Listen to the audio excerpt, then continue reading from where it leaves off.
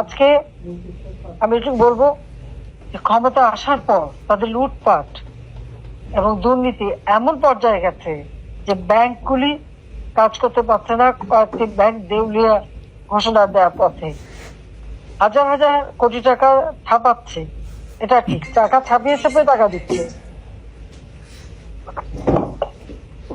কিন্তু তাতে মানুষের কোনো উপকার হচ্ছে না। চাল ডাল তেল নুন এমনকি মরিচ পেঁয়াজ ডিম মুরগি মাংস সবকিছুর দাম বেড়ে গেছে। সাধারণ মানুষের ক্রয় ক্ষমতার বাইরে, মানুষ কিনতে পারছে না। কারণ একটা গ্রামের থেকে আমাকে ফোন করছে যে 1 কেজি ঢেঁড়স কিনতে হয়েছে তাকে 140 টাকা দিয়ে, আলু 80 টাকা, চাল সেগুলিও একটা মোটা চাল যেটা সেটাও 80 টাকা, 70-80 টাকার উপরে। এভাবে প্রত্যেকটা জিনিস দাম সাধারণ মানুষের ক্রয় ক্ষমতার বাইরে চলে গেছে। আমরা 1 কোটি মানুষের জন্য 1 কোটি পরিবারকে পারিবারিক কার্ড দিয়েছিলাম টিসিবি কর্তৃক। 30 টাকায় চাল এবং অল্প দামে ডাল তেল চিনি এগুলি যাতে কিনতে পারে সেই ব্যবস্থা করে দিই। আমরা দেখলাম সেখান থেকে 43 লক্ষ মানুষের নাম বাদ দিয়ে দিয়েছে। কেন? আর সেই মানুষগুলি কার্ড দিয়ে কান্নাকাটি করছে। তারা কি মানুষ না? তাদের কি কিনে খেতে হবে না?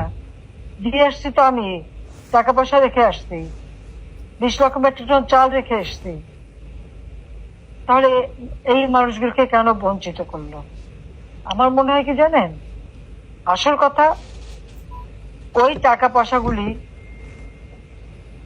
কারণ ওই যে পণ্যগুলি কিনতে হবে এবং মানুষকে স্বল্প মূল্যে দিতে হবে, ওই টাকাগুলিও তারা আত্মসাৎ করে নিচ্ছে।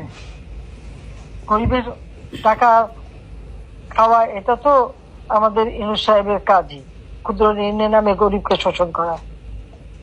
আর কাজে এই টাকা লোভ সামলাতে পারেনি। সেই সাথে বয়স্ক ভাতা, বিধবা ভাতা, প্রতিবন্ধী ভাতা, মুক্তিযোদ্ধাদের ভাতা, এমনকি ছাত্রবৃত্তি উপবৃত্তি সব বন্ধ।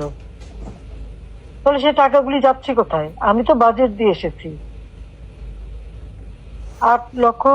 7 লক্ষ কোটি টাকার কাছাকাছি, 7,97,000 কোটি টাকার বাজেট, 8 লক্ষ কোটি টাকার বাজেট। এত টাকা তাহলে গেল কোথায় সব? এই জবাবদিহিতা তাকে মানুষের কাছে করতে হবে।